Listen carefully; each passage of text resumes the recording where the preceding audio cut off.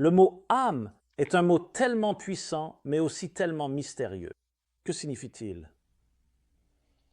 Vous savez, on parle de « j'ai une âme en moi ». Est-ce de l'énergie? Est-ce quelque chose de spirituel? Est-ce autre chose? Nous savons une chose, à un niveau très basique et technique, la différence entre un être humain vivant et, Dieu nous en préserve, un être humain qui ne l'est plus, c'est que quelque chose a changé. On peut avoir tout intact dans le corps, mais il n'est pas vivant. Alors, quelle est cette force? Comme vous le savez, mon approche, c'est que la sémantique reste de la sémantique.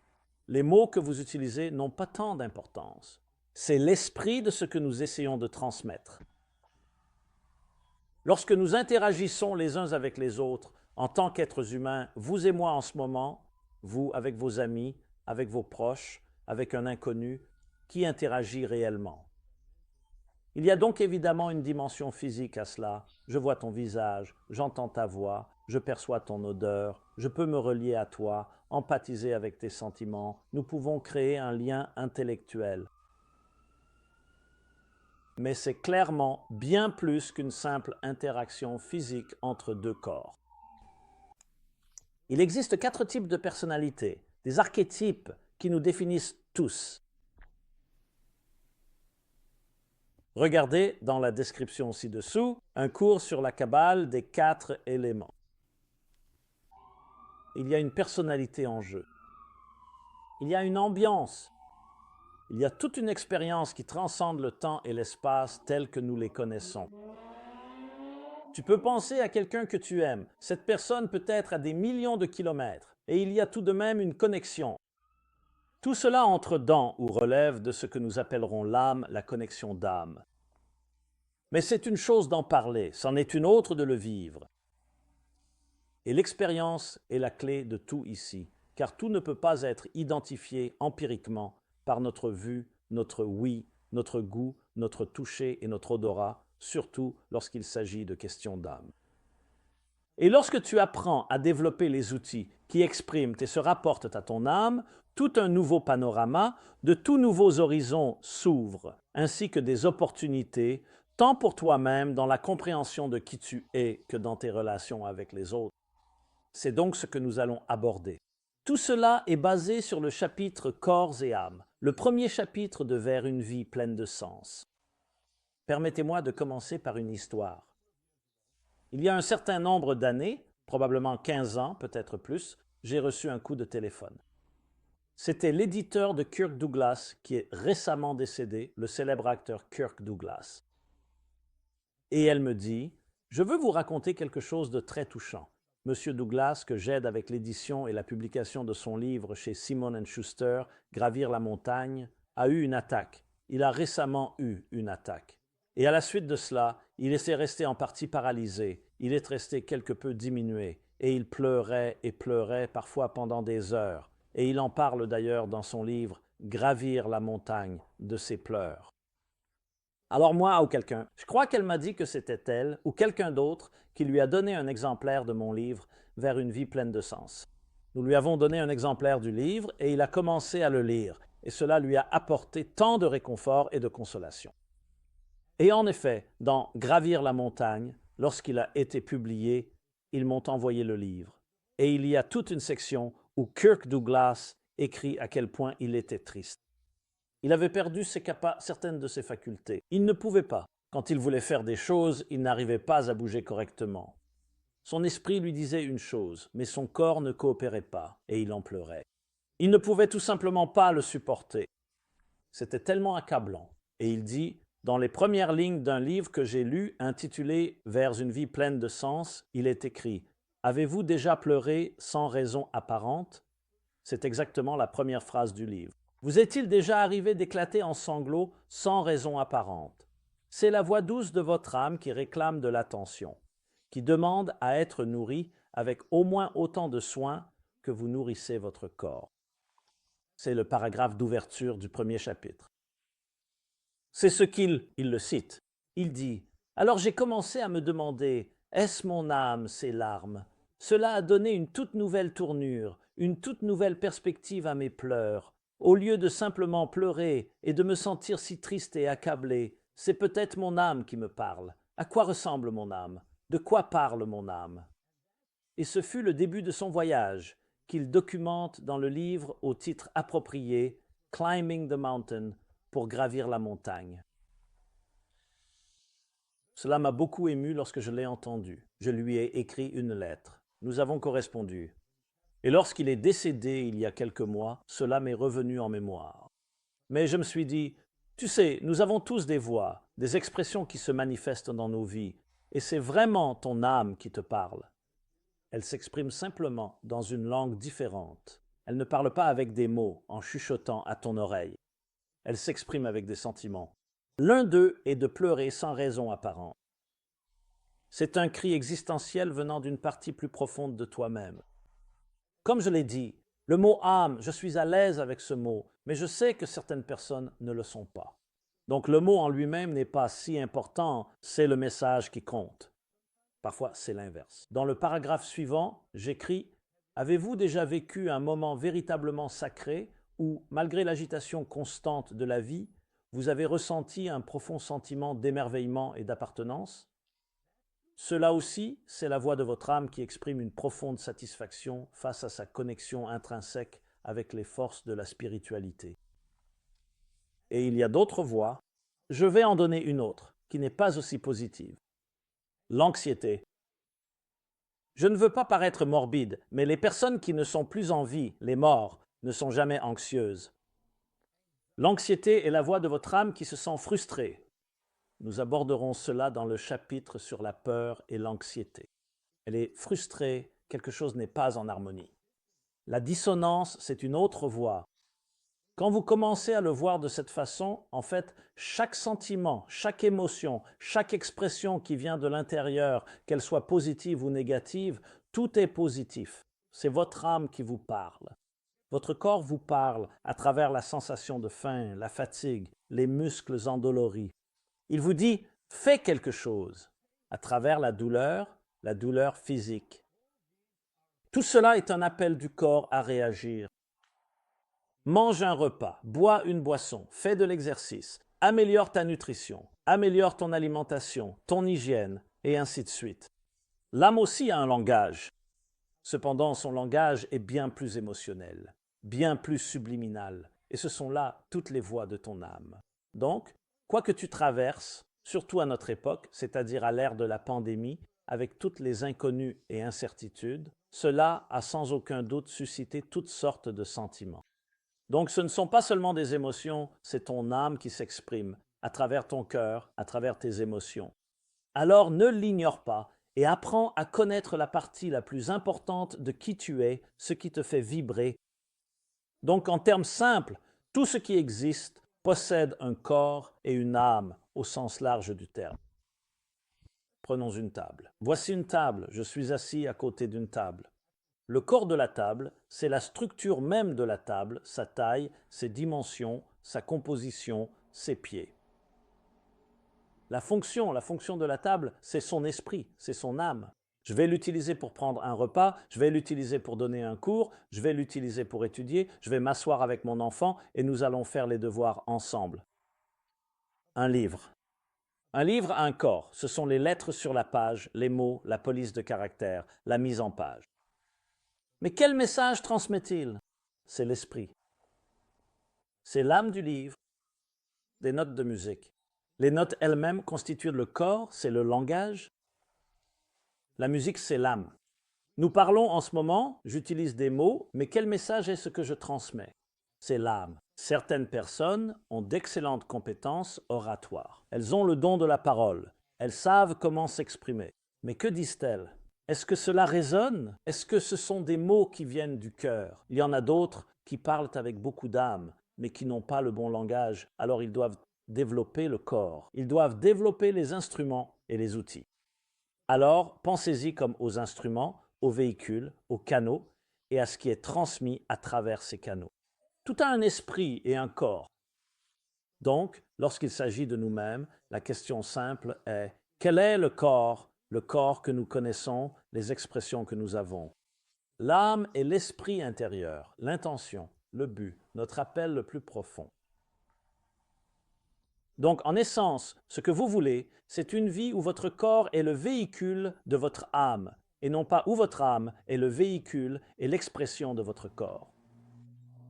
Comme un navire, vous voulez un capitaine à bord, c'est le capitaine qui indique au navire où aller. Le navire est le moyen d'y aller, c'est le véhicule. Alors, quel est l'esprit le plus profond d'un être humain? C'est votre but. C'est votre raison d'être, votre mission dans la vie. Tout comme une entreprise a besoin d'une déclaration de mission, elle ne peut pas exister sans cela. C'est la déclaration de vision et de mission. Et puis, il y a le plan tactique, le plan d'opération, le plan stratégique, la façon dont vous allez le faire. Le comment est l'instrument, c'est le véhicule. Le pourquoi est le but. Donc, pour le dire autrement, on peut dire ceci. L'âme d'une personne est l'intention du grand compositeur cosmique pour laquelle vous avez été placé ici. Votre corps est la note de musique, votre âme est la musique, c'est la chanson. Donc, en un sens, être en contact avec son âme, c'est être en contact avec son essence profonde. Combien d'entre nous laissent leur vie être guidée par ce qu'ils font, par les circonstances? Je demande très souvent aux gens, je leur dis, alors, qui êtes-vous? Qu'est-ce qui vous fait avancer? Qui êtes-vous? Et très souvent, ils vous tendent leur carte de visite. Et lorsque je fais remarquer que cette carte de visite me dit ce que vous faites, mais ne me dit pas qui vous êtes, certaines personnes, avec un soupir, disent « Eh bien, ce que je suis est devenu le produit de ce que je fais. Ce que je fais a défini qui je suis, alors que cela devrait être l'inverse. » Non, c'est qui vous êtes qui devrait définir ce que vous faites. Donc, dans le monde des affaires, c'est très clair. Une entreprise commence par une déclaration de mission, puis elle la met en œuvre. Il se peut qu'elle modifie, qu'elle ajuste la déclaration de mission jusqu'à ce qu'elle soit juste, mais au final, c'est cela la force motrice. Dans nos vies aussi, apprendre à connaître votre âme, vivre une vie guidée par l'âme, une vie centrée sur l'âme plutôt qu'une vie centrée sur le corps, cela signifie regarder avec les yeux du but, du sens profond, de l'appel, de votre voix unique, de votre musique unique. Une vie centrée sur le corps, c'est regarder la boîte à outils, les instruments que vous possédez, ce qui signifie regarder de l'extérieur vers l'intérieur. Or, nous vivons tous très souvent nos vies en regardant de l'extérieur vers l'intérieur, mais c'est ainsi avec tout le monde autour de vous. Vous, en revanche, devriez regarder de l'intérieur vers l'extérieur. Lorsque vous rencontrez quelqu'un, évidemment, vous n'avez pas d'autre choix que de regarder de l'extérieur vers l'intérieur. Vous voyez la personne, vous observez son langage corporel, vous percevez tout ce que vous pouvez capter avec vos 5 sens, avec vos instincts, avec votre intuition. Et ensuite, vous commencez à apprendre à connaître la personne. Vous voyagez de l'extérieur, de la surface, de l'emballage, de l'enveloppe extérieure vers l'intérieur. Pour vous-même, c'est exactement l'inverse. Vous vous réveillez le matin, pas besoin de vous regarder dans le miroir pour savoir que vous êtes là. Vous vous ressentez de l'intérieur. Mais nous ne sommes pas habitués à penser ainsi. Alors nous commençons aussi à nous regarder de l'extérieur vers l'intérieur. Réfléchissez à quel point c'est absurde. Quelle apparence vous avez? Comment les autres vous regardent? Comment les autres vous évaluent? Plaisez-vous? Répondez-vous aux attentes de quelqu'un d'autre? La pensée centrée sur l'âme, c'est la confiance. Une confiance qui émane de l'intérieur, un sentiment d'identité, et alors tout ce qui vous entoure devient une extension de cela. Cela ne veut pas dire égoïsme, arrogance ou que l'intérêt personnel est au cœur de tout. Cela signifie un sentiment d'identité. Et puis, lorsque vous regardez les autres, vous commencez aussi à chercher cette âme intérieure en eux. C'est comme ça que ça fonctionne. Quand vous vous concentrez sur votre intériorité, il devient beaucoup plus facile et naturel de se concentrer sur l'intériorité des autres. C'est la nature même de la façon dont cela fonctionne. Sur ce, parlons un peu plus de l'âme. Il y a un verset très puissant dans le livre des Proverbes. L'âme d'un être humain est la flamme de Dieu. C'est une flamme. La comparaison la plus proche de l'âme, c'est une flamme. Pensons à une flamme. C'est le seul objet physique qui défie la gravité que nous pouvons voir de nos propres yeux. Vous allumez une flamme, allumez-en une et vous verrez que la flamme s'élève. C'est la mèche qui la maintient ancrée. Qu'est-ce que cela nous apprend? L'âme fonctionne exactement de la même manière. Elle défie toujours la gravité. Elle est de nature transcendante. Cela signifie qu'elle cherche toujours à grandir. Elle regarde toujours vers le haut. Je raconte une histoire dans ce chapitre, une belle histoire à propos d'un jeune garçon qui deviendra plus tard un grand maître, mystique, enseignant, mentor pour beaucoup. Et lorsqu'il était enfant, il jouait avec d'autres enfants sur une échelle. Il montait et descendait. Vous savez comment jouent les enfants. Il était le seul enfant à avoir eu le courage de grimper tout en haut de l'échelle. Les autres enfants grimpaient à mi-hauteur, aux 3/4 de l'échelle. Son grand-père, qui observait attentivement, appela le petit garçon et lui dit « Dis-moi, je t'ai regardé jouer. Pourquoi étais-tu le seul à avoir la force, le courage de monter tout en haut de l'échelle alors que les autres ne l'ont pas fait? Et maintenant, vous allez comprendre pourquoi il est devenu celui qu'il est devenu. » Il a dit « Zaid, Zaid, Zaid, mon grand-père. C'est très simple. Quand les autres enfants grimpaient, ils regardaient sans cesse vers le bas. Plus ils montaient, plus ils regardaient en bas. Alors ils voyaient à quelle hauteur ils étaient. Ils avaient peur. Ils étaient si loin de la terre à laquelle ils étaient habitués. Alors ils avaient peur de monter plus haut. Quand je grimpais, je regardais toujours vers le haut. Je grimpais, je regardais le ciel et je voyais à quel point j'étais bas. Alors cela m'a motivé à grimper plus haut. Nous avons tous ces deux options dans tout ce que nous faisons dans la vie. Nous regardons en arrière, nous regardons vers le bas, et souvent nous disons « Regarde jusqu'où je suis arrivé ». Cela te donne même un certain sentiment de fierté. Je n'ai pas besoin de grimper plus haut. Si tu es avec d'autres personnes qui ont moins accompli que toi, il est fort probable que tu ne seras pas motivé à grimper davantage, à monter plus haut, parce que tu te dis « Regarde, comparé à eux, regarde à quelle hauteur je suis. » Mais lorsque tu es entouré de personnes qui ont accompli plus que toi, lorsque tu te fixes des objectifs qui vont au-delà de ce que tu peux voir, vers de nouveaux horizons, tu vois à quel point tu es bas. Tu vois à quel point tu as accompli peu de choses, relativement parlant. C'est un moteur. C'est ce que l'âme fait à l'être humain. Nous avons ces deux voies. L'une dit « Tu en as fait assez. Pas de problème. Remets à plus tard. Tu peux être un peu paresseux aujourd'hui. Tu n'as pas besoin d'être si motivé. Si tu as besoin de fierté, pense à toutes les réalisations que tu as accomplies hier et avant-hier. L'âme est une flamme.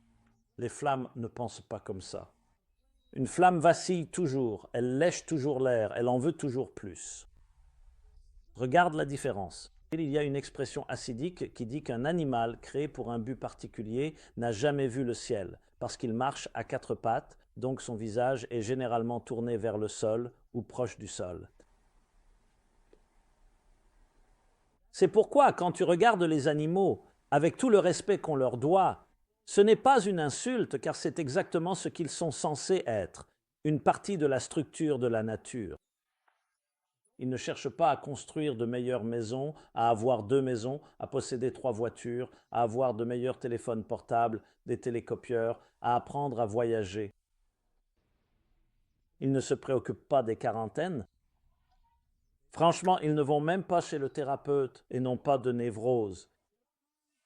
Ils sont calmes, dans une béatitude animale, broutant les prés ou là où se trouve leur habitat, se nourrissent, se reproduisent, protègent leurs petits, assurent la prochaine génération. Ils sont complètement satisfaits.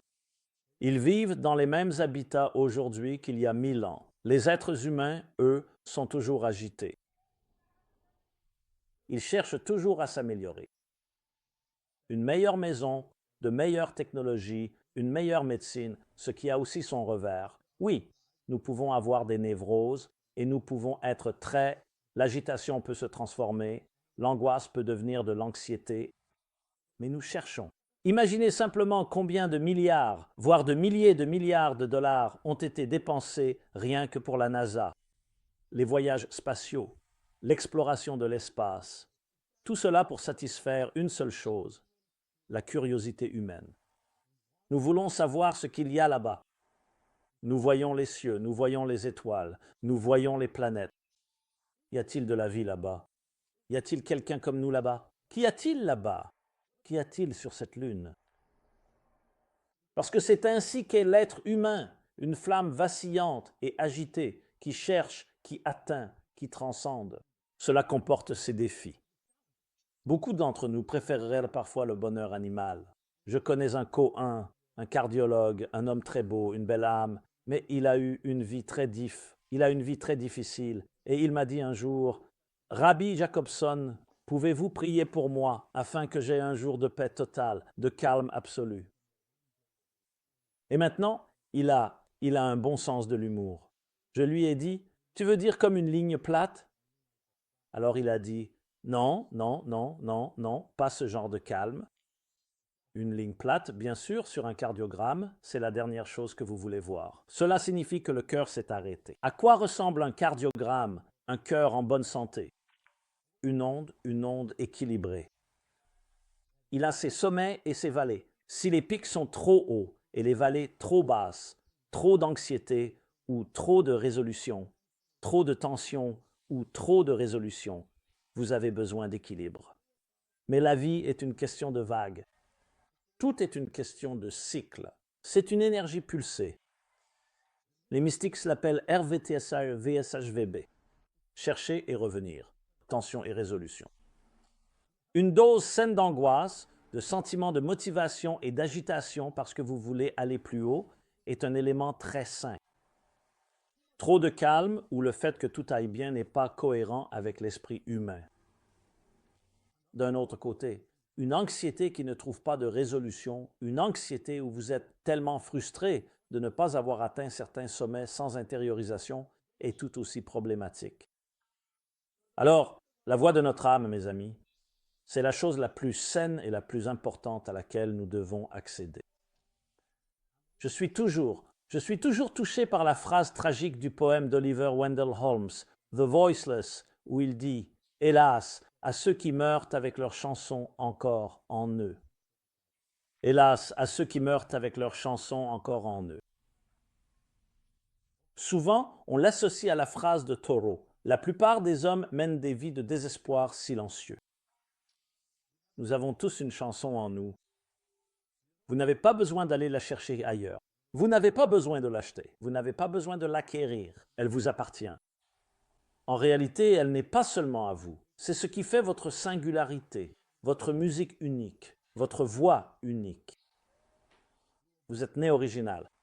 Ne devenez pas une copie. Embrassez cette voix, lui permettre de vous parler, la nourrir, la choyer, y répondre, lui accorder de l'attention comme vous le feriez pour une fleur en l'arrosant, en la soignant et en la nourrissant, c'est la clé, et ce que vous recevez en retour, c'est votre chanson, votre voix. Comprendre la vie à travers les yeux de l'âme, les yeux de votre âme, vous donne une toute nouvelle perspective sur tout. Vous regardez les choses de l'intérieur vers l'extérieur. Vous sortez, vous voyez un bel arbre, un temps agréable ou un temps pluvieux, orageux, et vous cherchez l'âme dans le message. Tout a une raison plus profonde. Tout possède une âme en son sein. Tout porte un récit plus profond. Alors, que vous soyez tous bénis, que nous soyons tous bénis de pouvoir toucher cette âme, surtout en des temps turbulents comme ceux-ci, où une grande partie de nos vies extérieures ont été bouleversées, perturbées à de nombreux niveaux, que ce soit par la pandémie de Covid-19 ou la pandémie de tensions raciales qui couvert depuis longtemps. C'est une occasion de regarder les choses avec l'âme, de regarder l'autre. Les âmes n'ont pas de couleur. Les âmes ne sont pas définies par la race. Ils sont définis par votre mission divine et chaque personne sur cette terre, parmi nos 7,5 milliards d'habitants, a une mission d'âme unique et indispensable dans ce monde. Cherchons-le, acceptons-le, exprimons-le. Et lorsque cette voix est exprimée, que j'exprime ma voix, que tu exprimes la tienne et que chacun autour de nous, nous nous encourageons mutuellement à exprimer la voix de chacun, nous aurons cette magnifique symphonie où, d'une part, chacun est indispensable, et d'autre part, nous nous complétons tous dans une grande et vaste chanson cosmique qui transformera ce monde. Au lieu d'un monde d'hostilité, d'éloignement et de séparation, un monde d'harmonie dans la diversité. Soyez bénis et portez-vous bien. Merci.